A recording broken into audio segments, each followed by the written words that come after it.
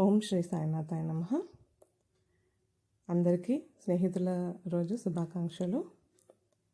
ఈరోజు మనము స్నేహం గురించి ఒక చిన్న కథ, కృష్ణ కుచేలుల స్నేహం గురించి తెలుసుకుందాం. పరమాత్మ అనుగ్రహాన్ని పొందడానికి చూపించే నవవిధ భక్తుల్లో ఒక మార్గం, అదే సఖ్యం లేదా స్నేహం. స్నేహభక్తి కూడా ఒకటే అన్నమాట. ఈ నవవిధ భక్తుల్లోనే భగవంతునితో స్నేహం చేసి దానితో సమానంగా భక్తి ప్రదర్శించగలగడం అందరి వల్ల అయ్యే పని కాదు.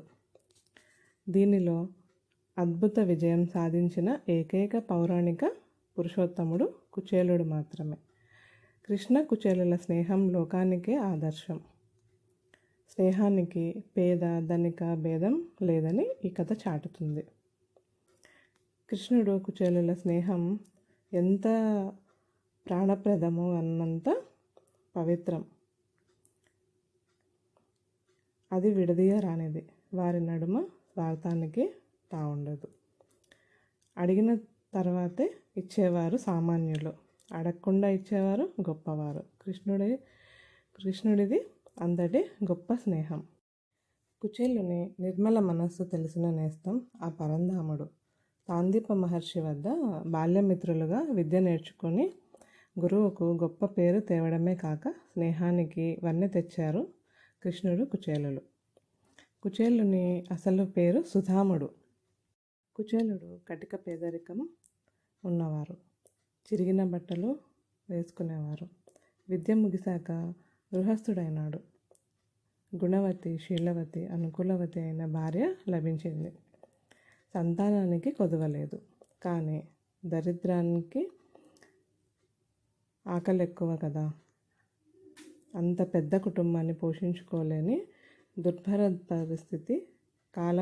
కాలం ఎంత పరీక్ష పెట్టినా గోవింద నామస్మరణను మాత్రం కుచేలుడు మానలేదు. ఒకానొక సంక్లిష్ట పరిస్థితుల్లో కుచేలునితో భార్య, మీ బాల్యమిత్రుడైన శ్రీకృష్ణుని దర్శించండి, వెళ్ళండి అని చెప్పిందంట. చాలా ప్రాధేయపడిందంట ఆమె. అప్పుడు మన దారిద్ర్యం తొలగే మార్గం లభించవచ్చు అన్నది ఎంతో ఆశగా కుచేలుని భార్య. అప్పుడు కుచేలుడు అన్నాడంట, చిన్ననాటి మిత్రుణ్ణి కంటి నిండా చూసుకోవచ్చునన్న ఆనందంతో భార్య మాటను కాదనలేకపోయాడు. తక్షణమే కొన్ని అటుకులు భర్త కండువాలో కట్టించింది. కృష్ణుడు నామస్మరణతోనే కృష్ణుని భవనానికి ప్రవేశిస్తాడు కుచేలుడు. ద్వారపాలకులు అతనిని లోపలికి రానివ్వలేదు. ఉన్నంత జరిగింది. అక్కడి వారు అడ్డుకున్నారు. ఎలా తెలిసిందో ఏమో, స్వయంగా శ్రీకృష్ణుడే అక్కడికి వచ్చి స్వయంగా కుచేలుణ్ణి తీసుకొని వెళ్ళాడు. తన్మయత్వంతో కౌగిలించుకున్నాడు. తన మృదు తల్పమైన సింహాసనంపై కూర్చోబెట్టారు. రుక్మిణి సమేతంగా బాల్యమిత్రుడైన ఆ నిరుపేద బ్రాహ్మణుడికి అర్ఘ్యపాదాలతో కాళ్ళు కడిగారు. ఆ నీటిని శ్రీకృష్ణ దంపతులిద్దరూ తమ శిరస్సులపై చల్లుకున్నారు. అతిథి పూజ చేశారు. భోజనం పెట్టారు. కృష్ణుడిని చూసిన ఆనందంలో కుచేలుడు వచ్చిన పనేమిటో కూడా మర్చిపోయాడు. తన పట్ల చూపుతున్న ఆదరణకు తబ్బిబ్బైపోయాడు కుచేలుడు. నోట మాట కూడా రావట్లేదు తన్మయత్వంతో అతనికి. స్నేహ భక్తితో పరాకాష్ఠ తప్ప మరేది కోరుకునే నిష్కామయోగి కుచేలుడు.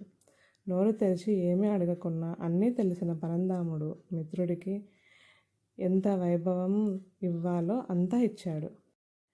శ్రీకృష్ణునికి అంతా తెలుసు.